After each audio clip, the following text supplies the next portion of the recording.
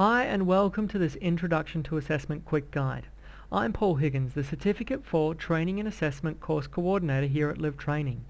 This guide is designed to introduce the key concepts and strategies involved in competency-based assessment for the vet sector. It covers the following main topics. 1. An overview of competency-based assessment. 2. What is competency? 3. An overview of assessment methodologies. 4. The 4 dimensions of competency, and finally 5, evidence gathering techniques. So let's get into it. When we assess someone, we make a judgment about that person's skills and knowledge before recording our decisions. Within the Australian Vocational Education and Training sector, or VET, we use the nationally developed and agreed industry standards or competency standards as a measure of a person's competence to do a job or perform a specific task. Assessment plays an important part in the learning process. Assessments inform, progress, and guide learning. They're essential to the accreditation process, and results can be used in all sorts of ways to measure outcomes and successes for learners, trainers, courses, and training providers. The assessment process is designed to prove competency. Remember, it's not designed to find out how good a memory someone has. The Training Packages at Work online publication gives this definition of competence.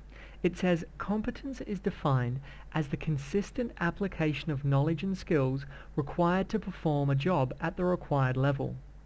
When you're conducting competency-based assessment, you work with the candidate to collect evidence of competent work performance using the competency standards and benchmarks. Competency-based assessment is generally activity-based and practical. However, competence also means that the candidate should display an understanding of the knowledge that underpins the performance of the task. Assessment within VET is governed by the principles set out in the Australian Quality Training Framework Standards for registered training organisations. These principles apply regardless of the mode of delivery.